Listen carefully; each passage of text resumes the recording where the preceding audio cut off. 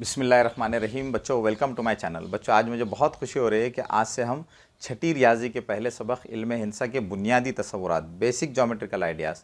तो आज से हम क्या करने वाले हैं, इस सबक को पढ़ने की शुरुआत करने वाले हैं। बच्चों, जैसे कि आप जानते हैं कि रियाजी का एक हिस्सा वो है जिसमें हम आदात क्या होते हैं और आदात पर किस तरह से अमल किया जाता है, इसको समझते हैं। बच्चों, रियाजी का वो हिस्सा जिसमें आदात क्या होते हैं और आदात पर किस तरह से अमल किया जाता है, उसको क्या कहा जाता है? उस हिस्से को कहा जाता है हिसाब। उसको इंग्लिश में कहते हैं अरिथमेटिक। ठीक है। इसी तरह से बच्चों, रियाजी का एक हिस्सा वो है जिसमें हम शक्लों के बारे में मालूमात हासिल करते हैं। तो रियाजी का वो हिस्सा जिसमें शक्लों के बारे में मालूमात हासिल की जाती है उसको कहा जाता है इल्म हिंसा, और उसको इंग्लिश में क्या कहते हैं? ज्योमेट्री। ठीक है। तो बच्चों, आज इस वीडियो में हम क्या करने वाले हैं, इल्म हिंसा यानी ज्योमेट्री। ज्योमेट्री में कुछ शक्लें होती है, तो उन शक्लों के बारे में हम मालूमात हासिल करने वाले हैं। तो बच्चों, सबसे पहले हम क्या करेंगे, कुछ शक्लों के बारे में हम मालूमात हासिल करेंगे, और फिर हम इस सबक की जो पहली मश्क है उसके सवालात को हल करेंगे। बच्चों, इल्म हिंसा की वो शक्लें जिनको अभी हम समझने वाले हैं, तो उन शक्लों के बारे में रियाजी में बहुत तफसीलात है, लेकिन बच्चों मैं उन तफसीलात में नहीं जाने वाला हूँ। मैं आपको मुख्तसर और आसान तरीके से समझाने वाला हूँ कि इन शक्लों का क्या मतलब होता है। ठीक है। तो चलिए अब हम इस वीडियो की शुरुआत करते हैं। तो चलिए बच्चों, सबसे पहले हम ये समझेंगे कि नुक्ता किसको कहा जाता है, पॉइंट किसको कहा जाता है। ठीक है। तो पहले हम इसको यहाँ पर लिख लेते हैं, नुक्ता। ठीक है। हमको क्या समझना है बच्चों, नुक्ता किसको कहते हैं? नुक्ते को अंग्रेजी में कहते हैं पॉइंट, POINT, पॉइंट। ठीक है। बच्चों, नुक्ता किसको कहा जाता है? नोकदार पेन से या नोकदार पेंसिल से जो बारीक निशान लगाया जाता है, उस बारीक निशान को क्या कहा जाता है? नुक्ता कहा जाता है। तो देखा बच्चों आपने कि नुक्ता कितनी आसान चीज़ है। नोकदार पेन से या नोकदार पेंसिल से जो बारीक निशान लगाया जाता है उसी को क्या कहा जाता है? नुक्ता कहा जाता है, पॉइंट कहा जाता है। जैसे बच्चों, अगर मैं मेरे इस पेन की नोक से अगर मैं यहाँ पर कुछ निशान लगा दूँ, तो यहाँ पर आप देख सकते हैं कि यहाँ मैंने जो बारीक निशान लगाए हैं, तो इन बारीक निशान को क्या कहा जाता है? इन बारीक निशान को कहा जाता है नुक्ता, पॉइंट। ठीक है। तो इस तरह से बच्चों हमने नुक्ता क्या होता है इसको समझ लिया है। अब हम ये समझेंगे कि नुक्ते को नाम किस तरह से दिया जाता है। ठीक है। बच्चों, नुक्ते को नाम देने के लिए जो अंग्रेज़ी के जो 26 कैपिटल लेटर्स है, जो बड़े हरूफ है, तो उनको इस्तेमाल करके क्या किया जाता है? नुक्तों को नाम दिया जाता है। ठीक है। जैसे बच्चों, अगर मुझे इस नुक्ते को नाम देना हो, तो मैं इस नुक्ते को क्या नाम दे सकता हूँ? अंग्रेज़ी के 26 कैपिटल लेटर्स में से किसी भी एक लेटर को यूज़ करके मैं इसको नाम दे सकता हूँ। जैसे मैं इसको नाम दे देता हूँ, इसको मैं नाम दे देता हूँ नुक्ता, नुक्ता ए। ठीक है। इसको हम क्या पढ़ेंगे बच्चों? नुक्ता ए। ठीक है। इसी तरह से बच्चों, अगर मुझे इस नुक्ते को नाम देना हो, तो मैं उन 26 कैपिटल लेटर्स में से, अंग्रेज़ी के 26 कैपिटल लेटर में से किसी भी एक लेटर का इस्तेमाल करके मैं इसको नाम दे सकता हूँ। तो इसको मैं नाम दे देता हूँ, इसको मैं नाम दे देता हूँ वाई। ठीक है। तो अब हम इसको किस तरह से पढ़ेंगे? इसको हम पढ़ेंगे नुक्ता वाई। ठीक है। इसका नाम हम किस तरह से बोलेंगे? नुक्ता वाई। ठीक है। इसी तरह से बच्चों, अगर मुझे इस नुक्ते को नाम देना है, तो इस नुक्ते को भी मैं क्या कर सकता हूँ? उन 26 हरूफ में से, अंग्रेज़ी की 26 हरूफ में से किसी भी एक हर्फ का, किसी भी एक अल्फ़ाबेट का यूज़ करके मैं क्या कर सकता हूँ? इसका नाम दे सकता हूँ। तो बच्चों मैं क्या करता हूँ, इसका नाम मैं रख देता हूँ, इसका मैं नाम रख देता हूँ बी। ठीक है। तो इस तरह से बच्चों हम क्या कर सकते हैं, नुक्ते को अंग्रेज़ी के 26 लेटर्स में से, 26 अल्फ़ाबेट्स में से किसी भी एक अल्फ़ाबेट का यूज़ करके हम क्या कर सकते हैं? नुक्ते को नाम दे सकते हैं। अब बच्चों आप ये सोच रहे होंगे कि हमारी रोज़मर्रा की ज़िंदगी में नुक्ते का क्या इस्तेमाल है। ठीक है। तो बच्चों मैं आपको एक नुक्ते का एक इस्तेमाल बता देता हूँ, जिससे आप नुक्ते को और अच्छी तरह से समझ सकेंगे। ठीक है। बच्चों, आपके स्क्रीन पर एक यहाँ पर नक्शा नज़र आ रहा है। इस नक्शे में आप देख सकते हैं कि नक्शे के अंदर जो मकामात लिखे गए हैं, नक्शे के अंदर जो मकामात लिखे गए, तो उन मकामात को बताने के लिए, उन मकामात को ज़ाहिर करने के लिए क्या किया गया है? नुक्ते का इस्तेमाल किया गया है। अगर बच्चों आप नक्शे को गौर से देखेंगे तो आपको वहाँ नज़र आएगा कि नक्शे के अंदर जो मकामात लिखे गए हैं, जो प्लेसेस लिखे गए, तो उन प्लेसेस को बताने के लिए, उनको ज़ाहिर करने के लिए क्या किया गया है? नुक्ते का इस्तेमाल किया गया है। तो इस तरह से बच्चों हमने नुक्ते को डिटेल में समझ लिया। अब हम ये समझेंगे कि ख़त किसको कहा जाता है, लाइन किसको कहा जाता है। ठीक है। तो इसके लिए मैं पहले ये बोर्ड साफ़ कर लेता हूँ। अब बच्चों हमको क्या समझना है? हमको समझना है कि ख़त किसको कहा जाता है, लाइन किसको कहा जाता है। ठीक है। तो पहले हम यहाँ पर इसको लिख लेंगे, ख़त। ख़त को अंग्रेज़ी में क्या कहते हैं? ख़त को अंग्रेज़ी में कहते हैं लाइन, LINE। लाइन। ठीक है बच्चों, खत किसको कहा जाता है? खत बच्चों ऐसी एक लकीर होती है जो दोनों सिरों पर बढ़ते ही चले जाती है, बढ़ते ही चले जाती है। तो ऐसी लकीर, एक ऐसी सीधी लकीर जो दोनों सिरों पर, जो दोनों एंड्स पर बढ़ते ही चले जाती है, बढ़ते ही चले जाती है। तो ऐसी लकीर को क्या कहा जाता है बच्चों? खत कहा जाता है, लाइन कहा जाता है। ठीक है बच्चों, मैं आपको यहाँ पर उसकी शक्ल बनाकर बता देता हूँ ताकि आप अच्छी तरह से समझ सकें। जैसे देखिए बच्चों, फ़र्ज़ कीजिए कि यहाँ पर ये एक ऐसी लकीर है, एक ऐसी सीधी लकीर है जो दोनों सिरों पर, इस सिरे पर और इस सिरे पर, दोनों सिरों पर आगे बढ़ते ही चले जा रही है, बढ़ते ही चले जा रही है। इस सिरे पर भी ये लकीर बढ़ते ही चले जा रही है और इसी तरह से ये लकीर इस सिरे पर बढ़ते ही चले जा रही है, बढ़ते ही चले जा रही है। ठीक है, तो बच्चों ऐसी लकीर जो दोनों सिरों पर, दोनों एंड्स पर बढ़ते ही चले जाती है, बढ़ते ही चले जाती है, तो ऐसी लकीर को क्या कहा जाता है बच्चों? ऐसी लकीर को कहा जाता है खत, लाइन। ठीक है, अब बच्चों आप ये सोच रहे होंगे कि ऐसी लकीर जो दोनों सिरों पर बढ़ते ही चले जा रही है, बढ़ते ही चले जा रही है, तो हम इतनी बड़ी लकीर को हमारी नोटबुक पर किस तरह से बना सकते हैं? ठीक है, तो बच्चों हम क्या कर सकते हैं? ऐसी लकीर जो दोनों सिरों पर बढ़ते ही चले जा रही है, बढ़ते चले जा रही है, तो इतनी बड़ी लकीर को भी हम क्या कर सकते हैं? हमारी नोटबुक पर, नोटबुक के सफ़े पर हम उसको बना सकते हैं। ठीक है बच्चों, इतनी बड़ी लकीर को बनाने के लिए, यानी ख़त को बनाने के लिए क्या किया जाता है?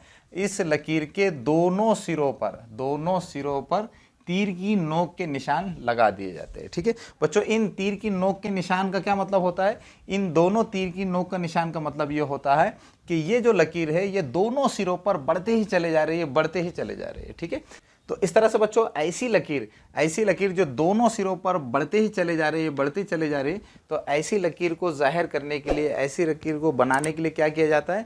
इस लकीर के दोनों सिरों पर तीर की नोक के निशानात लगा दिए जाते हैं। और तीर के नोक के निशानात का क्या मतलब होता है बच्चों? लकीर के दोनों सिरों पर तीर की नोक के निशानात का मतलब ये होता है कि वो लकीर दोनों सिरों पर बढ़ते ही चले जा रही है, बढ़ते ही चले जा रहे हैं। तो इस तरह की बच्चे जो लकीर होती है जो दोनों सिरों पर बढ़ते ही चले जाती है, या दूसरे लफ्ज़ों में आप ये कह सकते हैं कि ऐसी लकीर जिसकी दोनों सिरों पर लंबाई लामहदूद होती है, तो ऐसी लकीर को ही क्या कहा जाता है? ख़त कहा जाता है, लाइन कहा जाता है। ठीक है, तो इस तरह से बच्चों हमने लाइन को समझ लिया है। ठीक है, अब बच्चों हम ये देखेंगे कि लाइन यानी ख़त को नाम किस तरह से दिया जाता है। ठीक है बच्चों, ख़त को नाम देने के लिए भी अंग्रेज़ी के 2 कैपिटल लेटर्स का इस्तेमाल किया जाता है। ठीक है, जैसे बच्चों अगर मुझे इस ख़त को नाम देना है तो मैं क्या कर सकता हूँ? 2 कैपिटल लेटर्स का नाम यूज़ करके इस ख़त को नाम दे सकता हूँ। ठीक है, जैसे बच्चों मैं यहाँ पर एक नुक्ता ले लेता हूँ, नुक्ता ए, और यहाँ पर एक नुक्ता ले लेता हूँ, नुक्ता बी। ठीक है, अब बच्चों इस ख़त का नाम क्या होगा? इस ख़त का नाम होगा ख़त ए बी। ठीक है, इस ख़त का नाम क्या होगा? ख़त ए बी। इसको हम इस तरह से लिख सकते हैं, ख़त ए बी। ठीक है, और अंग्रेज़ी में इसको हम किस तरह से कह सकते हैं? Line A B. ठीक है बच्चों, हो सकता है कि आप बच्चों में से किसी बच्चे के जहन में ये बात आ रही होगी कि इस ख़त का नाम ख़त बी ए क्यों नहीं है। ठीक है, तो बच्चों इस ख़त का नाम हम ख़त बी ए भी लिख सकते हैं। ठीक है, इस ख़त का नाम हम ख़त ए बी भी लिख सकते हैं, ख़त बी ए भी लिख सकते हैं। ठीक है, तो इसका नाम हम इस तरह से भी लिख सकते हैं, ख़त बी ए, ख़त बी ए। ठीक है, तो इस तरह से बच्चों हम अंग्रेज़ी के 2 कैपिटल लेटर्स को यूज़ करके किसी भी ख़त को, किसी भी लाइन को नाम दे सकते हैं। ठीक है, तो इस तरह से बच्चों हमने ख़त को समझ लिया है। अब बच्चों हमको तीसरी एक शक्ल है ख़िते ख़त, लाइन सेगमेंट, इसको समझना है। ठीक है, तो चलिए अब हम ख़िते ख़त क्या होता है, लाइन सेगमेंट क्या होता है, इसको समझ लेते हैं। ठीक है, तो पहले मैं इसको यहाँ पर साफ़ कर लेता हूँ और ख़िते ख़त ये नाम लिख लेता हूँ। ठीक है, हमको यहाँ पर अब क्या समझना है? यहाँ पर अब हमको समझना है ख़िते ख़त, ख़िते ख़त। ठीक है, ख़िते ख़त को अंग्रेज़ी में क्या कहा जाता है बच्चों? ख़िते ख़त को अंग्रेज़ी में कहते हैं लाइन सेगमेंट, लाइन सेगमेंट। ठीक है, लाइन सेगमेंट। ठीक है बच्चों, ख़िते ख़त किसको कहा जाता है? ख़िते ख़त को समझने के लिए बच्चों अगर आप इसके नाम पर ही गौर करेंगे तो आपको पता चल जाएगा कि ख़िते ख़त यानी लाइन सेगमेंट किसको कहा जाता है। बच्चों ख़िते का मतलब क्या होता है? ख़िते का मतलब होता है टुकड़ा। ख़िते का क्या मतलब होता है बच्चों? टुकड़ा। तो ख़िते ख़त का क्या मतलब होगा? ख़िते ख़त का मतलब होगा ख़त का टुकड़ा, ख़त का हिस्सा। ठीक है, तो बच्चों ख़िते ख़त का मतलब होता है ख़त का टुकड़ा या ख़त का हिस्सा। ठीक है बच्चों, यहाँ पर आप देख सकते हैं कि यहाँ पर इस ख़त पर आप देख सकते हैं कि इन दोनों पॉइंट्स के दरमियान में ख़त का ये जो हिस्सा है, इन दोनों पॉइंट्स के दरमियान में ख़त का ये जो हिस्सा है, इस हिस्से को, इस एक हिस्से को हम कहेंगे ख़िते ख़त, लाइन सेगमेंट। ठीक है, तो बच्चों ख़त पर ख़त पर दो नुक्तों के दरमियान में ख़त का जो हिस्सा होता है, ख़त पर दो नुक्तों के दरमियान में ख़त का जो एक टुकड़ा होता है, जो एक हिस्सा होता है, उसी को क्या कहा जाता है बच्चों? ख़ित ख़त। तो बच्चों अगर आप ख़ित ख़त इस नाम पर ही थोड़ा सा गौर करेंगे तो आप ख़ित ख़त का क्या मतलब होता है, लाइन सेगमेंट का क्या मतलब होता है, इसको आसानी से समझ सकते हैं। ठीक है, तो बच्चों ख़ित ख़त का मतलब क्या है? ख़ित ख़त का मतलब है ख़त का हिस्सा या ख़त का टुकड़ा। ठीक है, तो बच्चों यहाँ पर आप देख सकते हैं कि नुक्ता ए से लेकर नुक्ते बी के दरमियान में ख़त का ये जो हिस्सा है, इसको हम क्या कहेंगे? ख़ित ख़त कहेंगे। ठीक है बच्चों, अगर आप यहाँ पर ख़ित ख़त को गौर से देखेंगे तो आपको पता चलेगा कि ख़ित ख़त की जो लंबाई है, ख़ित ख़त की लंबाई यहाँ पर इस नुक्ते से शुरू होकर इस नुक्ते पर ख़त्म हो जा रही है। ठीक है, यानी ख़ित ख़त की जो लंबाई होती है वो महदूद होती है। ख़त की जो लंबाई होती है वो दोनों सिरों पर लामहदूद होती है, लेकिन बच्चों ख़ित ख़त की जो लंबाई होती है वो महदूद होती है। ठीक है, दोनों सिरों पर महदूद होती है। मैं क्या करता हूँ बच्चों, इस ख़ित ख़त को यहाँ पर नीचे बना लेता हूँ ताकि आप इसको अच्छे से समझ सकें। ठीक है, पहले हम यहाँ पर इसको साफ़ कर लेंगे। देखिए बच्चों, मैं क्या करता हूँ, यहाँ पर ये जो ख़त में जो ख़ित ख़त है, इस ख़ित ख़त को यहाँ नीचे बना लेता हूँ। ठीक है, इस ख़ित ख़त को हम क्या करेंगे, यहाँ नीचे बना लेंगे। ठीक है बच्चों, यहाँ पर आप देख सकते हैं कि ये जो ख़ित ख़त है इसको मैंने यहाँ बना लिया है। इस ख़ित ख़त को आप देख सकते हैं कि इस ख़ित ख़त की लंबाई नुक्ता ए से शुरू होकर नुक्ता बी पर ख़त्म हो जा रही है, यानी ख़ित ख़त की जो लंबाई है वो क्या है? महदूद है। वो दोनों सिरों पर आगे बढ़ते ही नहीं चले जा रही है, बल्कि ख़ित ख़त की जो लंबाई होती है बच्चों वो महदूद होती है। ठीक है, अब बच्चों हम ये समझेंगे कि ख़ित ख़त को नाम किस तरह से दिया जाता है। बच्चों ख़ित ख़त को नाम देने के लिए भी अंग्रेज़ी के दो हरूफ का इस्तेमाल किया जाता है, अंग्रेज़ी के दो अल्फ़ाबेट्स का इस्तेमाल किया जाता है। जैसे बच्चों अगर मुझे इस ख़ित ख़त का नाम लिखना हो तो मैं क्या कर सकता हूँ, इसको इस तरह से लिख सकता हूँ, ख़ित ख़त, ख़ित ख़त ए बी, ख़ित ख़त A B, line segment A B. ठीक है, इसी तरह से बच्चों मैं इस ख़ित ख़त को इस तरह भी नाम दे सकता हूँ, ख़ित ख़त, ख़ित ख़त, ख़ित ख़त बी ए। ठीक है, हम इसको इस ख़ित ख़त को ख़ित ख़त ए बी भी नाम दे सकते हैं और ख़ित ख़त बी ए भी नाम दे सकते हैं। बच्चों आप ख़ित ख़त ए बी को मुख्तसरन यानी शॉर्ट में इस तरह से भी लिख सकते हैं, ख़िता ए बी। ठीक है, और इसको आप किस तरह से लिख सकते हैं, ख़िता बी ए। ठीक है, तो ख़ित ख़त ए बी को मुख्तसरन शॉर्ट में हम किस तरह से लिख सकते हैं, ख़िता ए बी। ठीक है, तो इस तरह से बच्चों हमने ख़ित ख़त क्या होता है, लाइन सेगमेंट क्या होता है, इसको डिटेल में समझ लिया है। अब बच्चों हमको ये समझना है कि शुआ किसको कहते हैं, रे किसको कहा जाता है। ठीक है, तो चलिए अब हम शुआ किसको कहते हैं इसको समझ लेते हैं। ठीक है, लेकिन पहले मैं क्या करता हूँ, ये बोर्ड साफ़ कर लेता हूँ। तो पहले हम बोर्ड साफ़ कर लेंगे। अब बच्चों हमको क्या समझना है, अब हमको समझना है कि शुआ किसको कहा जाता है, रे किसको कहा जाता है। ठीक है, तो पहले हम इसको यहाँ लिख लेते हैं। हमारी चौथी शक्ल है शुआ। शुआ, इसको अंग्रेज़ी में क्या कहते हैं, शुआ को अंग्रेज़ी में कहते हैं रे। ठीक है बच्चों, शुआ का क्या मतलब होता है? शुआ भी बच्चों ख़त का एक टुकड़ा होती है, शुआ भी ख़त का एक हिस्सा होती है। जैसे भी आपने देखा कि ख़ित ख़त लाइन सेगमेंट ख़त का एक टुकड़ा होता है, तो इसी तरह से शुआ भी ख़त का एक हिस्सा होती है, टुकड़ा होती है। ठीक है, जैसे बच्चों यहाँ पर आप देख सकते हैं कि यहाँ पर ये एक ख़त बनाया गया है। तो इस ख़त में अगर आप इस नुक्ता ए से इस ख़त के दाएं तरफ का ये जो हिस्सा है, ख़त का दाएं तरफ का ये जो हिस्सा है, नुक्ता ए से इस ख़त के दाएं तरफ का ये जो हिस्सा है, ये क्या है बच्चों, शुआ है। ठीक है बच्चों, शुआ किसको कहा जाता है? शुआ एक नुक्ते से शुरू होती है और दूसरे सिरे पर बढ़ते ही चले जाती है।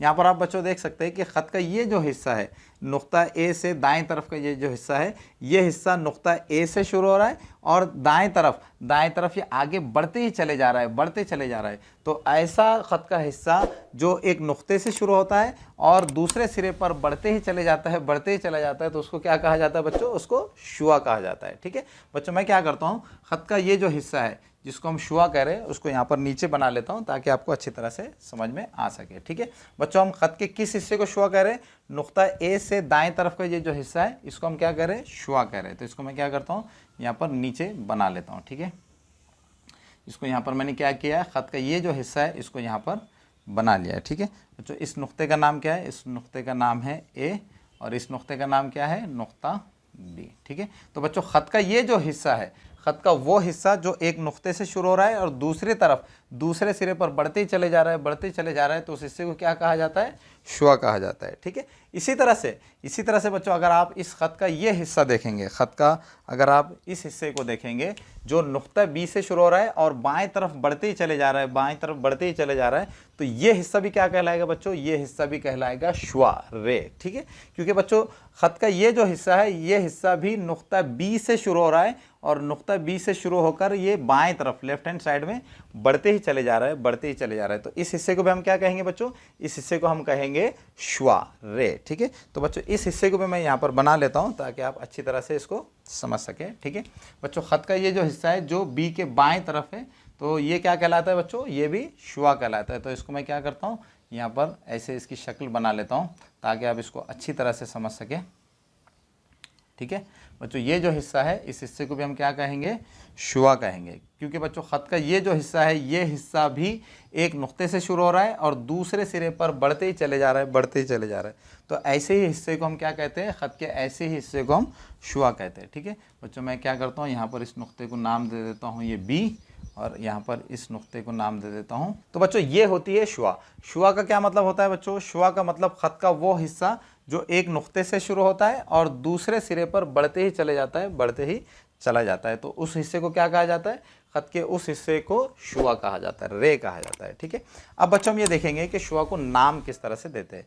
बच्चों शुआ को नाम देने के लिए भी अंग्रेजी के 2 कैपिटल लेटर्स को इस्तेमाल किया जाता है। जैसे बच्चों अगर इस शुआ को नाम देना हो तो इस शुआ का नाम क्या होगा?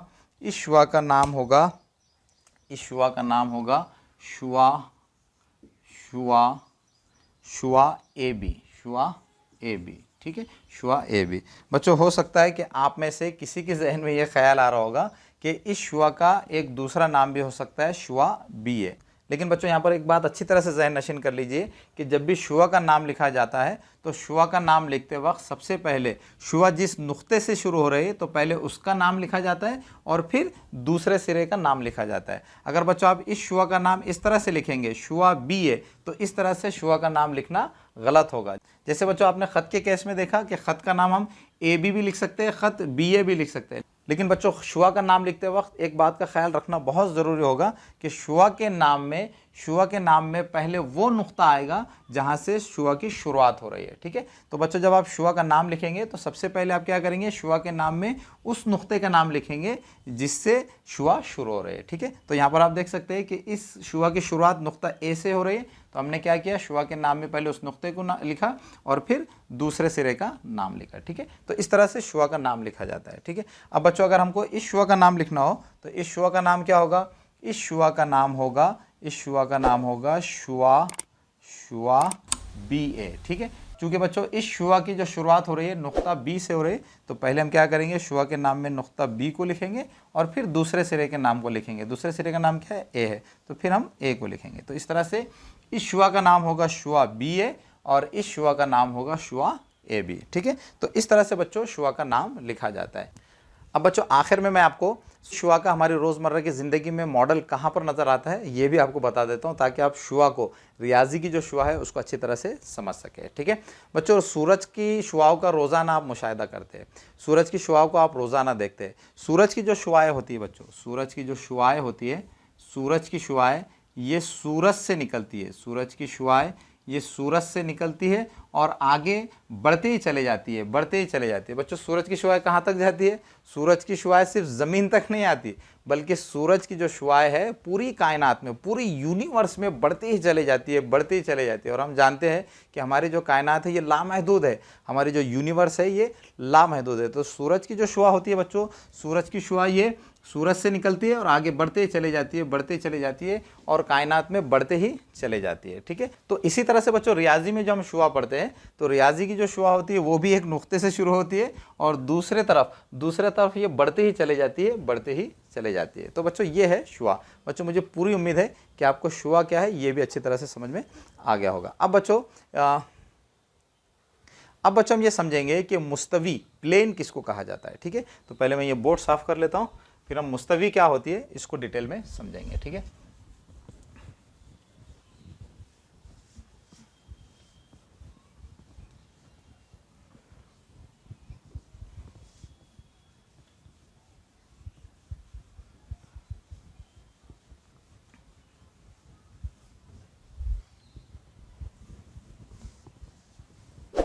अब बच्चों हमको क्या समझना है, मुस्तवी किसको कहते हैं, प्लेन किसको कहते हैं। ठीक है बच्चों, मुस्तवी ये एक बहुत ही आसान चीज़ है, आप इसके नाम को सुन के परेशान ना हो। मुस्तवी ये एक बहुत आसान चीज़ है। ठीक है बच्चों, पांचवी शक्ल क्या है, पांचवी शक्ल का नाम है मुस्तवी। ठीक है, मुस्तवी, इसको अंग्रेजी में क्या कहते हैं, इसको अंग्रेजी में कहते हैं प्लेन, PLANE, प्लेन। ठीक है बच्चों, मुस्तवी का क्या मतलब है, मुस्तवी को बच्चों मैं आपको बहुत आसान ज़बान में समझा देता हूँ।